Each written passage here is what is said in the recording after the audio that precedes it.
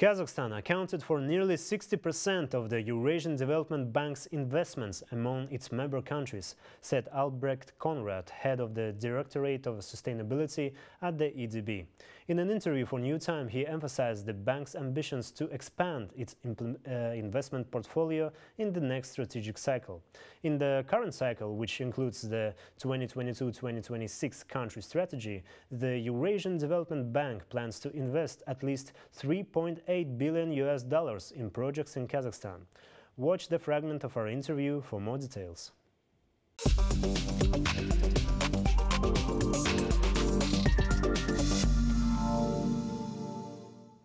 Okay, Mr. Conrad, thank you very much for being here. It's actually a pleasure to talk to you.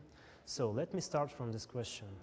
According to the Eurasian Development Bank's country strategy, for 2022-2026, it is expected to invest $3.8 billion at least. So now we're in the second half of 2024. How is this plan progressing? Could you please tell us? So yes, our current strategy is about to be completed in the cycle, and the next upcoming strategy till 2031 is about to begin. So being very successful so far, and especially on sustainability-driven projects. Right now, our current investment portfolio is amounting more than $700 billion in renewable transportation, in sustainable transportation, renewable energy, and energy efficiency, to cite just a little bit of those types of industries and sectors that we look for to approach and to deliver our own mandate on sustainability. And of course, across the board with other sectors of the economy in Kazakhstan, Kyrgyzstan, Tajikistan, and all the other member countries. So we also have on the strategy a target for 25% of our investments to be aligned and contributing to the achievement of the Sustainability Development Goals, the SDGs. That's also something that we are progressing very well, and that's also what we expect to achieve even more in the next few years to come. Recently, I guess in June of this year, the EDB, UNDP, the Kazakh Ministry of Water Resources signed an agreement, cooperation agreement. Could you please elaborate on this agreement? What does it mean? What does it involve? Yes, this is what we see are the water, energy, and food nexus as well.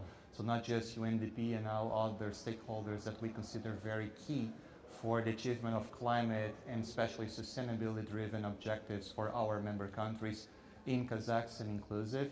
So this is how we cooperate with UN leading agencies, with technicality that those agencies can provide to the bank, and vice versa, with our own technical assistance fund, that we can really cooperate and collaborate with co-financing opportunities and to make those bankable in our region of operations. As the bank, we have a very solid mandate to complement or even to enhance the positive impact of the operations that we have in our region with private endeavors. So basically, we're using public finance, but we use on project finance. So we work with the private sector to get what we are looking for to establish in the sense of how more impact projects like water, energy, agriculture, sustainable food systems are needed in the region.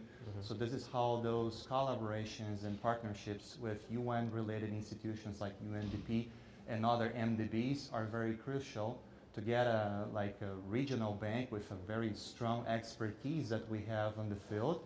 Also to get this technical standpoint very, very strong from the United Nations. So we really collaborate to make those projects affordable, bankable, and really to deliver impact on this example, water energy nexus. Great. We know that EDB has 6 country members. It's Kazakhstan, Russia, Kyrgyz Republic, Belarus, Tajikistan, and Armenia. Correct. Yes, and yet we know that in 2023, Kazakhstan is accountable for, I guess, 55% of whole investments of EDB. Could you please tell us why is this share so significant compared to other countries? Of course, yes. In the current strategic cycle, we have been focusing very much on Central Asia. And of course, Kazakhstan is one of the leading economies, the strongest economy in the region. So that's also, we see opportunities and we find and we can also sustain more bankable projects in the region, especially in Kazakhstan. So that's roughly 62%, Tajikistan, Kyrgyzstan, and Kazakhstan in our current investment portfolio. 60% roughly is Kazakhstan composed.